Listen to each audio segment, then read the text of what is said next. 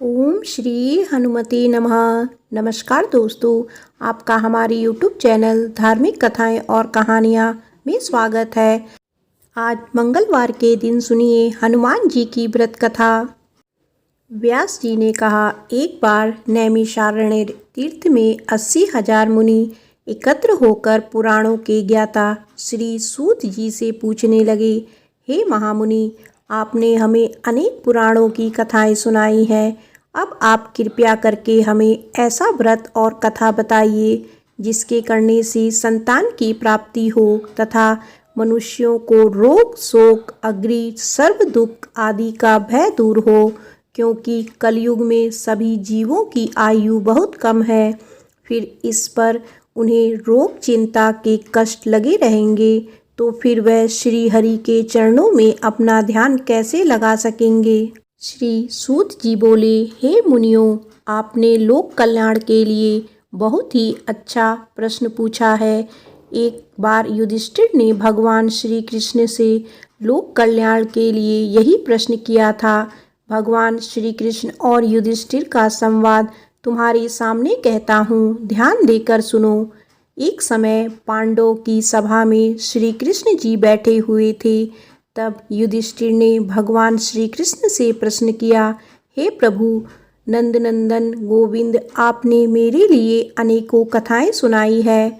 आज आप कृपया करके ऐसा व्रत या कथा सुनाइए जिसके करने से मनुष्यों को रोग चिंता का भय समाप्त हो और उसको पुत्र की प्राप्ति हो। हे प्रभु, बिना पुत्र के जीवन व्यर्थ है। पुत्र के बिना मनुष्य नरकगामी होता है। पुत्र के बिना मनुष्य पितृ ऋण से छुटकारा नहीं पा सकता और ना ही उसका पुत्र नामक नरक से उद्धार हो सकता है। अतः पुत्रदायक व्रत बतलाइए। श्री कृष्ण भगवान से बोले, हे राजन, मैं एक प्राचीन इतिहास सुनाता हूँ, आप उसे ध्यानपूर्वक सुनो। कुंडलपुर नामक एक नगर था। उसमें नंदा नामक एक ब्राह्मण रहता था। भगवान की कृपा से उसके पास सब कुछ था, फिर भी वह दुखी था। इसका कारण यह था कि ब्राह्मण की स्त्री सुनंदा के कोई संतान नहीं थी। सुनंदा पतिव्रता थी, भक्ति पूर्वक श्री हनुमान जी की आराधना करती थी। मंगलवार के दिन व्रत करके अंत में भोजन बनाकर हनुमान जी को भोग लगाने के बाद स्वयं भोजन करती थी। एक बार मंगलवार के दिन ब्राह्मणी गृह कार्य की अधिकता के कारण हनुमान जी को भोग ना लगा सकी तो इस पर उसे बहुत दुख हुआ। उसने कुछ भी नहीं खाया और अपने मन में प्रण किया कि अब तो अगले मंगलवार को ही हनुमान जी को भोग लगाकर अन्न जल ग्रहण करूंगी। ब्राह्मणी सुनंदा प्रतिदिन भोजन बनाती, श्रद्धा पूर्वक पति को खिलाती, परंतु स्वयं भोजन नहीं करती और मन ही मन श्री हनुमान जी की आराधना करती रहती। इसी प्रकार 6 दिन गुजर गए और ब्राह्मणी सुनंदा अपने निश्चय के अनुसार भूखी प्यासी निराहार रही। अगले मंगलवार को ब्राह्मणी सुनंदा प्रातःकाल ही बेहोश होकर गिर पड़ी। ब्राह्मणी सुनंदा की इस असीम भक्ति के प्रभाव से श्री हनुमान जी बहुत प्रसन्न हुए और प्रकट होकर बोले, सुनंदा, मैं तेरी भक्ति से बहुत प्रसन्न हूँ, तू उठ और वर मांग। सुनंदा अपने आराध्य देव श्री हनुमान जी को देखकर आनंद की अधिकता से विह्वल हो श्री हनुमान जी के चरणों में गिरकर बोली, हे प्रभु, मेरी कोई संतान नहीं है, कृपया करके मुझे संतान प्राप्ति का आशीर्वाद दे, आपकी अति कृपा होगी। श्री महावीर जी बोले, तेरी इच्छा पूर्ण होगी, तेरी एक कन्या पैदा होगी, उसके अष्टांग प्रतिदिन सोना दिया करेंगे। इस प्रकार कहकर श्री महावीर जी अंतर्ध्यान हो गए। ब्राह्मणी सुनंदा बहुत हर्षित हुई और सभी समाचार अपने पति से कहा। ब्राह्मण देव कन्या का वरदान सुनकर कुछ दुखी हुए, परंतु सोना मिलने की बात सुनी तो बहुत प्रसन्न हुए। विचार किया कि ऐसी कन्या के साथ मेरी निर्धनता भी समाप्त हो जाएगी।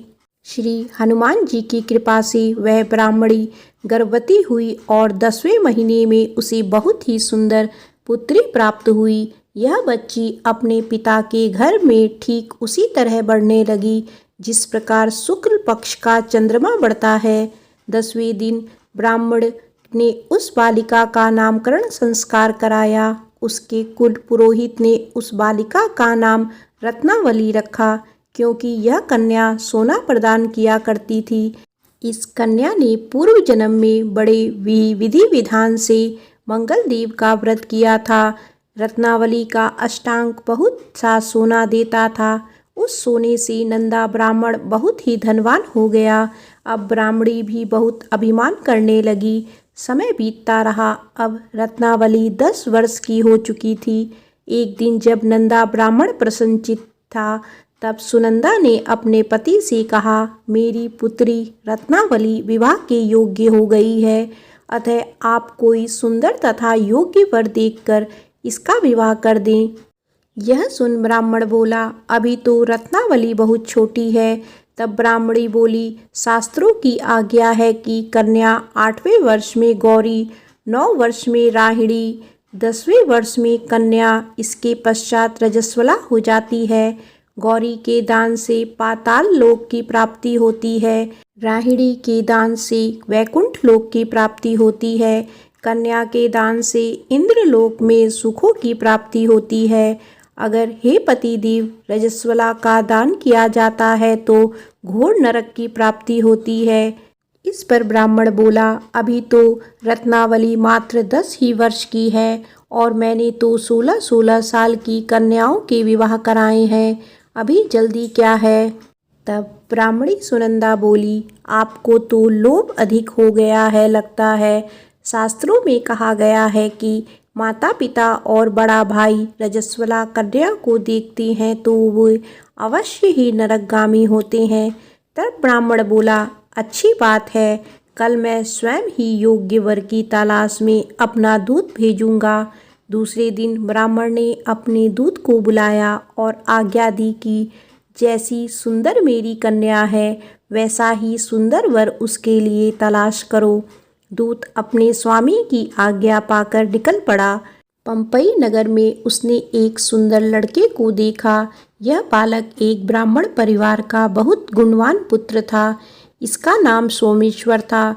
दूत ने इस सुंदर व गुणवान ब्राह्मण पुत्र के बारे में अपने स्वामी को पूर्ण विवरण दिया।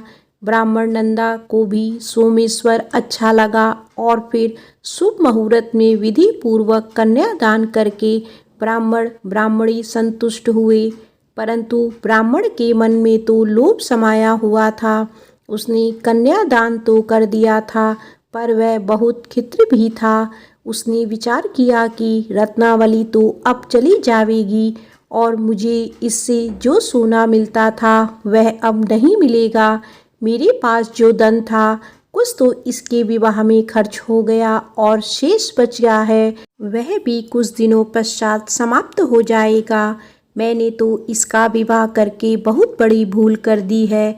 अब कोई ऐसा उपाय हो कि रत्नावली मेरे घर में ही बनी रहे, अपने ससुराल ना जाए। लोभ रूपी राक्षस ब्राह्मण के मस्तिष्क पर छाया जा रहा था।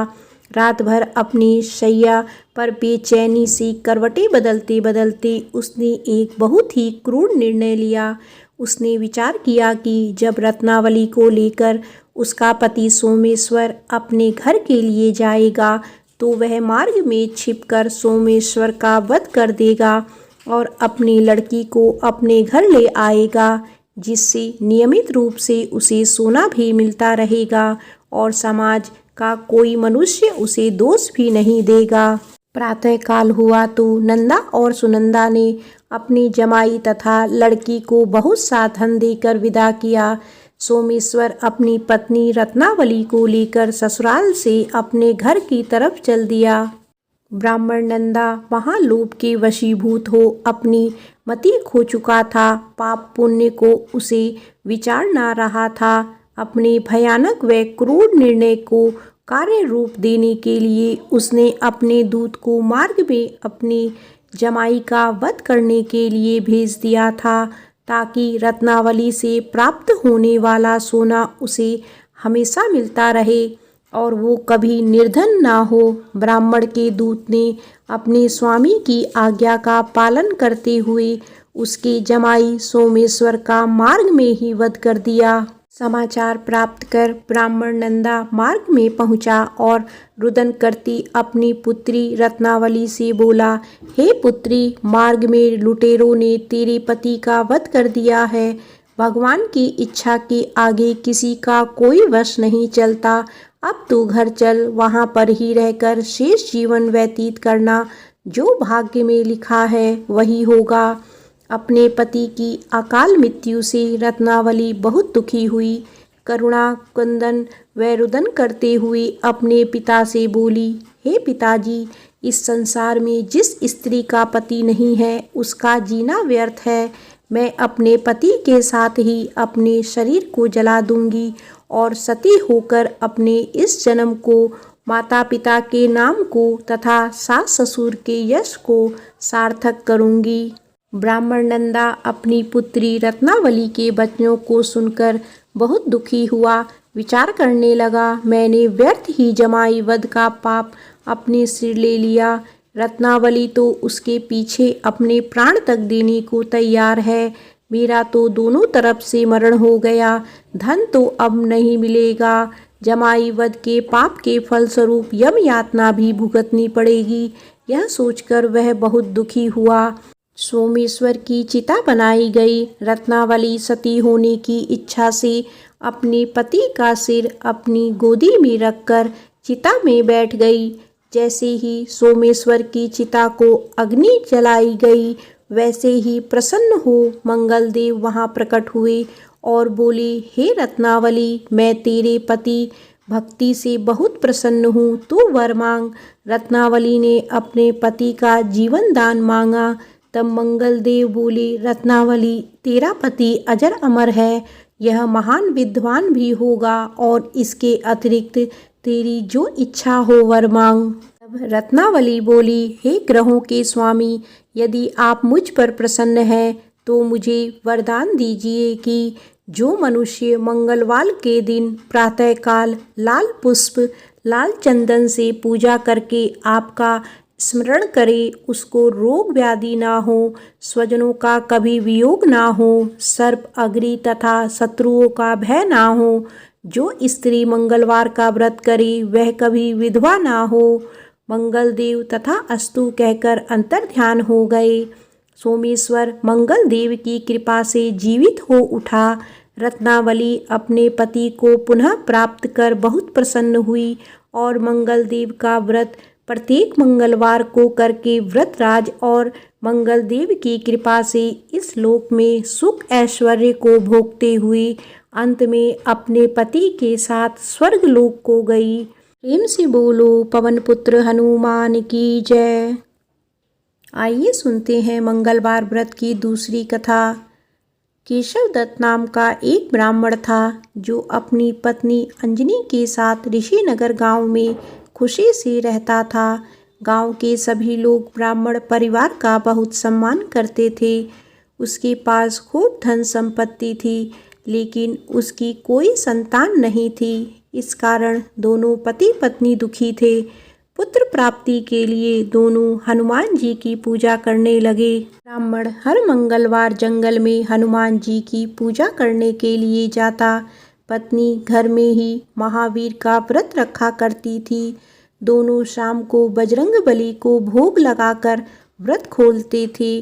ब्राह्मण और उसकी पत्नी को हनुमान जी की पूजा करते करते कई साल बीत गए, लेकिन उन्हें संतान नहीं हुई। एक समय आया जब ब्राह्मण निराश हो गया, परंतु उसने बजरंगबली पर विश्वास नहीं छोड़ा। दोनों पति पत्नी विधिवत व्रत रखते रहे। एक मंगलवार अंजलि हनुमान जी को भोग लगाना भूल गई और दिन ढलने के बाद खुद भी बिना भोजन किए सो गई। उस दिन ब्राह्मण की पत्नी ने प्रण लिया कि वो अब अगले मंगलवार को भोग लगाने के बाद ही अन्न का दाना खाएगी। बिना कुछ खाए पिए किसी तरह से 6 दिन निकल गए। मंगलवार का दिन आया और कमजोरी के चलते वे बेहोश हो गई। हनुमान जी अंजलि की निष्ठा देखकर प्रसन्न हो गए। बेहोशी में ही ब्राह्मणी को हनुमान जी ने दर्शन दिए और कहा, पुत्री उठो, तुम हर मंगलवार पूरी निष्ठा के साथ मेरा व्रत करती हो। मैं तुम्हारी भक्ति से बहुत प्रसन्न हूँ। इस बात से खुश होकर मैं तुम्हारी मनोकामना पूरी करने का वरदान देता हूँ। तुम्हें पुत्र की प्राप्ति होगी जो तुम्हारा खूब ध्यान रखेगा। इतना कहकर बजरंगबली वहां से अंतर्ध्यान हो गए। तभी अंजलि उठी और भोजन तैयार करके उसने सबसे पहले हनुमान जी को भोग लगाया। इसके बाद खुद भी भोजन किया। केशव दत्त घर लौटा तो ब्राह्मणी ने उसे पूरी बात बताई। पुत्र वरदान की बात सुनकर ब्राह्मण को यकीन नहीं हुआ और वह अपनी पत्नी पर शक करने लगा। उसने अपनी पत्नी से बोला, तुम झूठ बोल रही हो, तुमने मेरे साथ धोखा किया है। कुछ समय बाद ब्राह्मण के घर एक सुंदर पुत्र का जन्म हुआ। दोनों ने उसका नाम हनुमान जी के नाम पर मंगल प्रसाद रखा। ब्राह्मण को हमेशा यही लगता था कि उसकी पत्नी उसे झूठी कहानी सुनाई है और उसके साथ छल किया है। यह सोचकर वह बच्चे को मारने की साजिश करने लगा। एक दिन मौका देखकर ब्राह्मण कुएं पर नहाते जाते समय बच्चे को अपने साथ ले गया। वहां उसने बच्चे को कुएं में फेंक दिया। ब्राह्मण के घर लौटने पर पत्नी ने उससे पूछा, मंगल कहाँ रह गया? वो भी तो आपके साथ गया था। पत्नी के सवाल सुनकर ब्राह्मण पहले थोड़ा घबराया और फिर बोला कि मंगल उसके साथ नहीं था। तभी पीछे से मंगल मुस्कुराते हुए सामने आया। यह देखकर ब्राह्मण दंग रह गया। केशव दत्त को रात को यह सोचकर नींद नहीं आई कि मंगलदास कैसे घर वापस आया। उसी रात बजरंगबली ने ब्राह्मण को सपने में दर्शन दिए। हनुमान जी ने कहा, मेरा प्रिय पुत्र, यह तुम दोनों का ही बेटा है। मैंने तुम्हारी और तुम्हारी पत्नी की भक्ति से खुश होकर तुम्हारी मनोकामना को पूरा किया था। अपने पुत्र मंगलदास को अपना लो और अपनी पवित्र स्त्री पर शक करना छोड़ दो। सुबह उठकर ब्राह्मण ने सबसे पहले अपने बेटे को गले लगाया, फिर अपनी पत्नी से माफ़ी मांगी। उसके बाद ब्राह्मण ने अपनी पत्नी को बताया कि वह किस तरह उस पर शक किया करता था और मंगलदास को अपना पुत्र नहीं मानता था। ब्राह्मण की पत्नी ने उसे माफ़ कर दिया और तीनों खुशी खुशी एक साथ रहने लगे। प्रेम से बोलो बजरंगबली की जय।